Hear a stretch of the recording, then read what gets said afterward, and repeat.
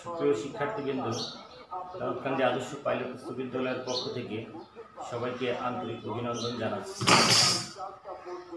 আজকে আমরা দাউদকান্দি অনলাইন স্কুলে তথ্য ও যোগাযোগ প্রযুক্তি বিষয়ে অষ্টম শ্রেণীর পঞ্চম অধ্যায় নিয়ে আলোচনা করব। তোমরা সবাই সুন্দরভাবে ক্লাসটা লক্ষ্য করো। সবাইকে সুস্বাগত জানাচ্ছি। আমার পরিচয় তোমরা জানো, শিহাবুদ্দিন আহমেদ, সহকারী শিক্ষক ICT, Daudkandi Adarsha pilot high school, Daudkandi, Comilla. আজকে আমাদের পড়ার বিষয় অষ্টম শ্রেণীর তথ্য ও যোগাযোগ প্রযুক্তি বিষয়ের পঞ্চম অধ্যায় থেকে তোমাদের আজকের আলোচনা। এখানে আমরা এই ভিডিওটা রাখছি, এটা হচ্ছে যে ভিডিওর মাধ্যমে কীভাবে ইন্টারনেট ব্যবহার করা হয়, ক্লাসে ইন্টারনেট ব্যবহার করা হয়, অর্থাৎ শিক্ষা জীবনে যে ইন্টারনেটের প্রভাব, এই বিষয়টা ইন্টারনেটের মাধ্যমে কীভাবে আমরা ব্যবহার করে থাকি এই বিষয়টা দেখানো হচ্ছে। শিক্ষা জীবনে ইন্টারনেটের প্রভাব। আজকে আমাদের পাঠের বিষয় কি? শিক্ষা জীবনে ইন্টারনেট প্রভাব। অর্থাৎ আমরা যে প্রাতিষ্ঠানিক শিক্ষা গ্রহণ করে থাকি, এই শিক্ষা গ্রহণকালীন সময়ে আমাদের ইন্টারনেট বর্তমানে ওতপ্রোতভাবে জড়িত, এবং এটা আমরা কিভাবে ব্যবহার করে থাকি এবং এটার প্রভাবটা আমাদের কতটুকু শিক্ষাক্ষেত্রে, এই বিষয় নিয়ে আজকের আলোচনা। এই বিষয়ের আলোচনা শেষে শিক্ষণ পর্যায়ে এই পাঠ শেষে তোমরা শিক্ষা ব্যবস্থায় ইন্টারনেটের ব্যবহার বর্ণনা করতে পারবে, শিক্ষা ব্যবস্থা পরিচালনায় ইন্টারনেটের ভূমিকা উল্লেখ করতে পারবে, ইবুকের গুরুত্ব বর্ণনা করতে পারবে। এখান থেকে তোমাদের কিন্তু প্রশ্ন আসবে, ইবুকের গুরুত্ব লেখা এরকম। তাহলে শিক্ষা ব্যবস্থা পরিচালনায় ইন্টারনেট কি আছে? অর্থাৎ দূর শিক্ষণের মাধ্যমে সমগ্র পৃথিবীর স্কুলগুলো একটি শিক্ষা প্রতিষ্ঠানে পরিণত হয়েছে। অর্থাৎ আমরা ইচ্ছা করলে পরে যে কোনো সময় যে কোনো স্কুলের ক্লাস দেখতে পারি। আমি যদি মনে করি যে এখন ঢাকা বিশ্ববিদ্যালয়ের ক্লাস কীরকম হচ্ছে দেখবো, যদি মনে করি যে আমি অক্সফোর্ড ইউনিভার্সিটি ক্লাস দেখবো, ইন্টারনেটের মাধ্যমে এটা কিন্তু দেখা সম্ভব। অর্থাৎ ইন্টারনেটটা কীভাবে ব্যবহার হচ্ছে, অর্থাৎ আমাদের সমস্ত শিক্ষাক্ষেত্রে ইন্টারনেটটা কিন্তু খুবই গুরুত্বপূর্ণ এবং যুগোপযোগী, এবং এটা যদি আমরা ইউজ না করি তাহলে পরে আমরা কিন্তু অনেক তথ্য জানা থেকে পিছনে থাকবো। যে কারণে ইন্টারনেটের যে শিক্ষা ব্যবস্থায় যে ইন্টারনেট, এটা কিন্তু খুবই গুরুত্বপূর্ণ। জাতীয় শিক্ষাক্রম ও পাঠ্যপুস্তক বোর্ড রয়েছে শিক্ষা কারিকুলাম ও সকল শ্রেণীর পাঠ্যপুস্তক। জাতীয় শিক্ষাক্রম ও পাঠ্যপুস্তক বোর্ডে রয়েছে শিক্ষা কারিকুলাম ও সকল শ্রেণীর পাঠ্যপুস্তক। আমরা জানি যে এনসিটিবি বা national curriculum and text book board, এটার ভিতরে কিন্তু ক্লাস 1 থেকে শুরু করে মাস্টার্স পর্যন্ত সমস্ত বিষয়ের পাঠ্যপুস্তকগুলো এই ওয়েবসাইটে দেওয়া আছে। আমরা ইচ্ছা করলে পরে এইখান থেকে যে কোনো বই সফট কপি বা আমরা ইচ্ছা করলে প্রিন্ট কপিও নিতে পারবো। তো এটার অর্থাৎ NCTB national curriculum and text book board, এটার পেজটা, ফ্রন্ট পেজটা এখানে দেওয়া আছে। তাহলে আমরা এটা আমরা যদি ইন্টারনেট ব্যবহার করতে না করি তাইলে পরে আমরা কি এই বইটা ডাউনলোড করতে পারবো না? আমরা কিন্তু ইন্টারনেটের মাধ্যমে এইগুলো করতে পারবো। তথ্য সংগ্রহ, SMS এর মাধ্যমে শিক্ষা সংক্রান্ত তথ্য সহ বিভিন্ন তথ্য সংগ্রহ করা হচ্ছে।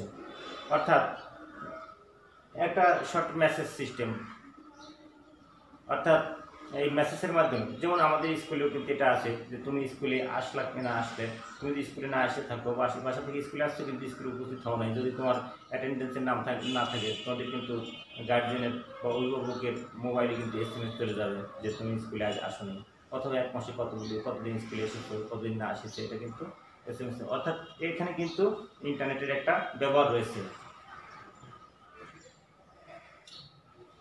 তাহলে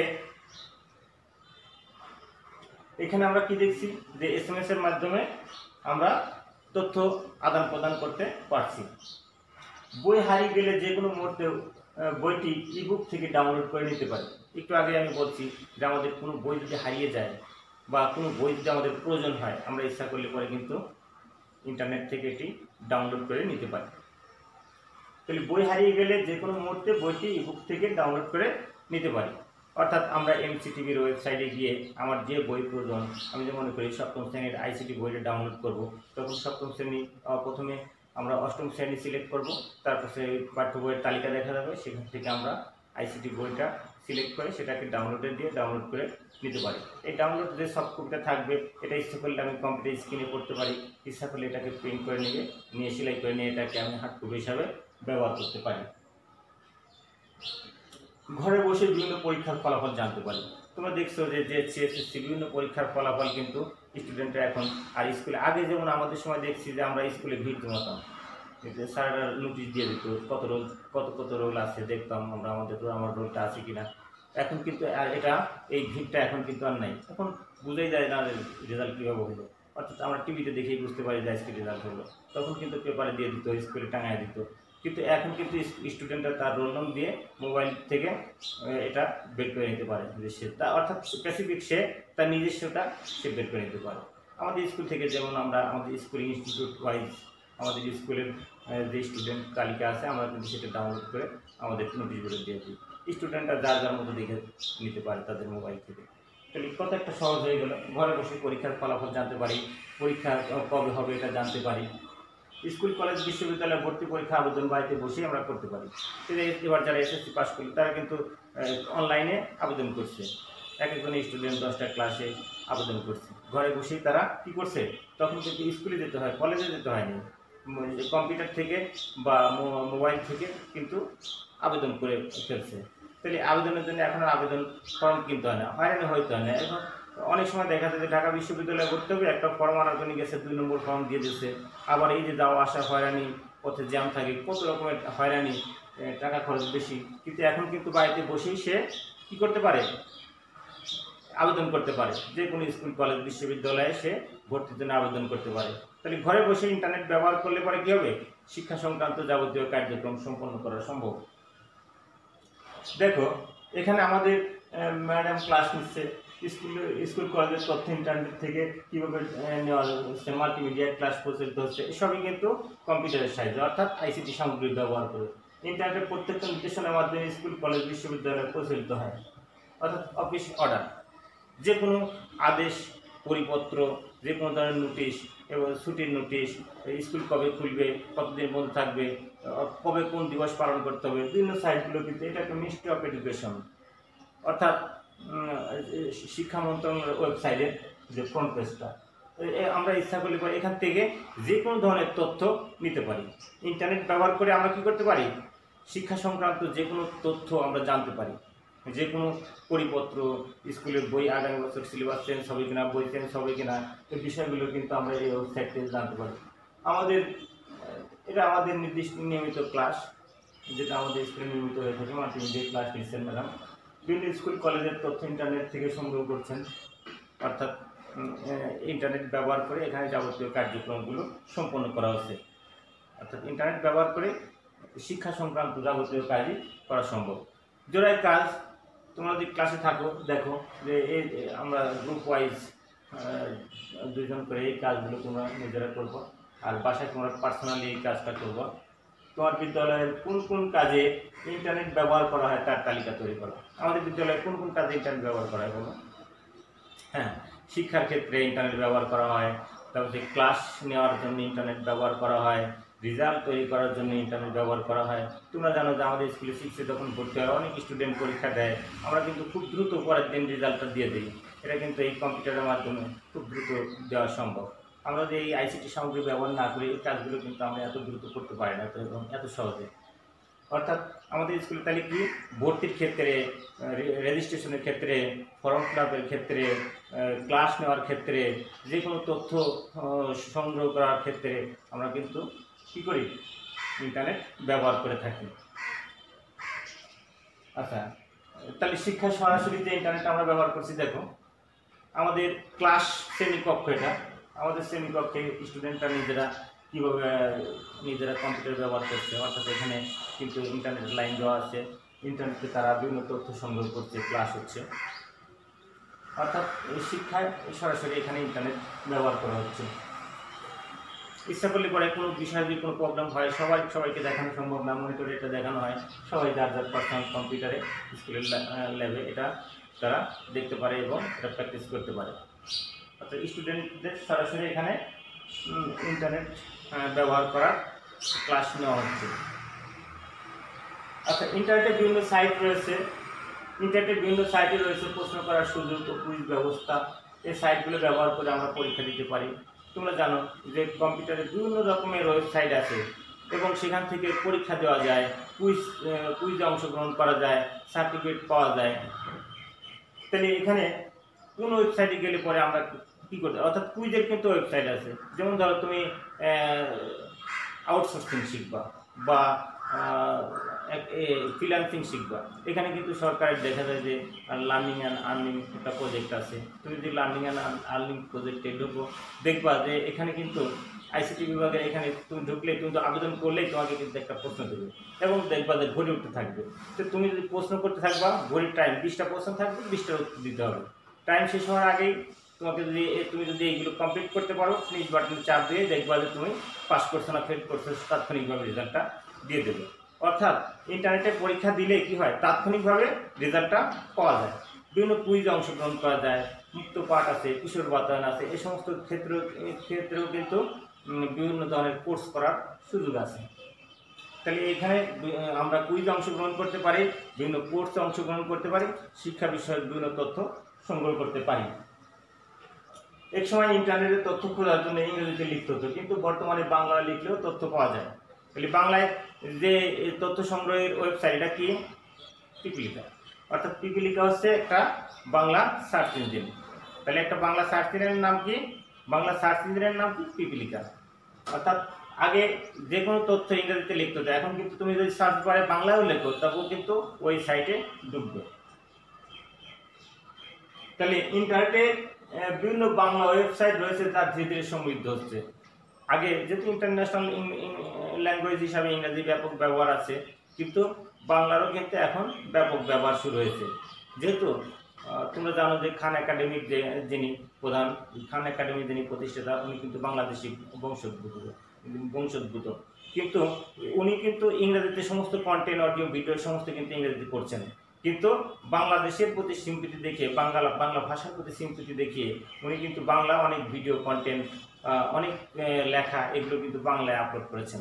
এখানে অনেক শত শত হাজার হাজার কন্টেন্ট আছে, ভিডিও আছে, অডিও আছে, এগুলো কিন্তু বাংলায়, যেগুলো এই ইন্টারনেটকে অনেক সমৃদ্ধ করছে, অর্থাৎ বাংলাকে অনেক সমৃদ্ধ করছে। বাংলার যে ওয়েবসাইট আছে, এই বাংলার ওয়েবসাইট আস্তে আস্তে সমৃদ্ধ হচ্ছে। তারপরে বিজ্ঞান শিক্ষায় নানা ধরনের পরীক্ষা বা এক্সপেরিমেন্ট করতে হয়। তোমরা জানো যে বিজ্ঞানের প্র্যাকটিক্যাল বেশি, এই প্র্যাকটিক্যালের কাজগুলো করতে হয়। ইন্টারনেটের মাধ্যমে পরীক্ষাটির কাল্পনিক প্রদর্শন দেখানো হয়েছে। এখানে রকেট উত্তোলন হবে, এটা কিন্তু অর্থাৎ একটা ইমেজ তৈরি করে এটা দেখানো হয়েছে। কীভাবে এখানে বৈজ্ঞানিক বিভিন্ন কার্যক্রম দেখানো হচ্ছে, বিজ্ঞানের বিভিন্ন বিষয় দেখানো হচ্ছে। এখানে যে ডাইজেস্টিং সিস্টেম কীভাবে এটা দেখানো হচ্ছে, কীভাবে মিশ্রণ দেখানো হচ্ছে। অর্থাৎ বিজ্ঞানের বিভিন্ন এক্সপেরিমেন্টালগুলো কী করা হচ্ছে, বিভিন্ন এক্সপেরিমেন্ট, এগুলো প্র্যাকটিক্যালি ইমেজের মাধ্যমে দেখানো হচ্ছে।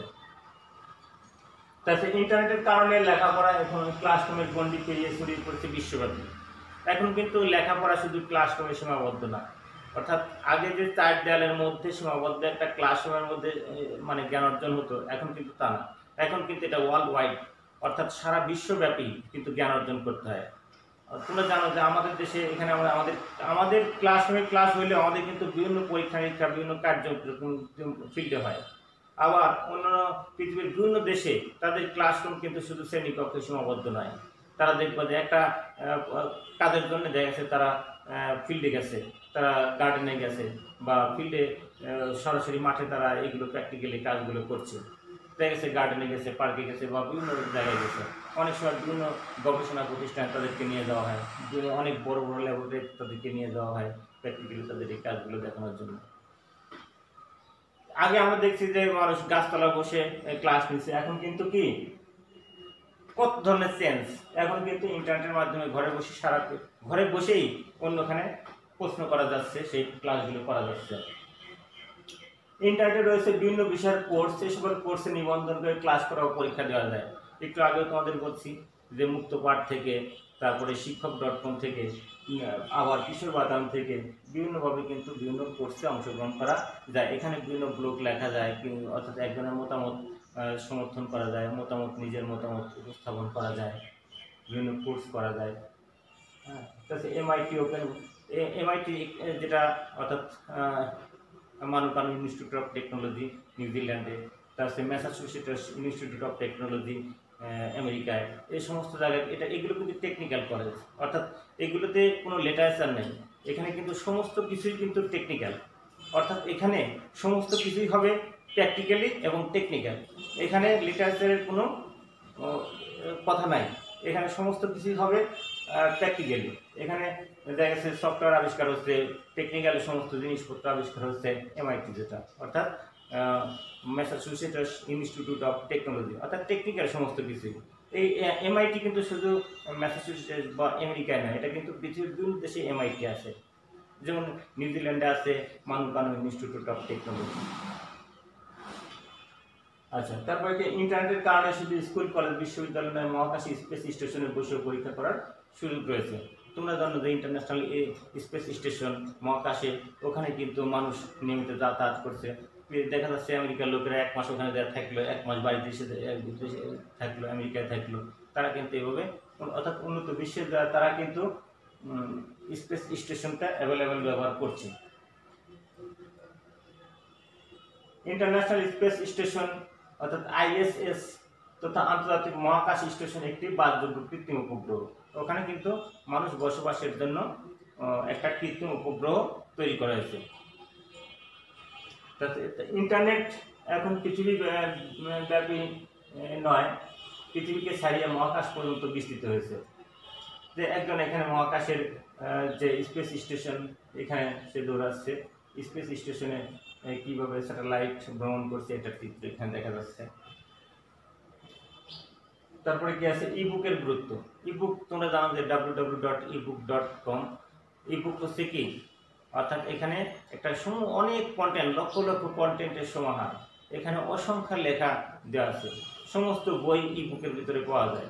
ইবুকটা কি, অর্থাৎ ইলেকট্রনিক বুক, অর্থাৎ যেটা আমরা বৈদ্যুতিক বই হিসাবে, এখানে এই যে মুদ্রিত যে বই আছে এটার প্রতিলিপি হিসাবে আমরা কিন্তু ইবুক ব্যবহার করে থাকি।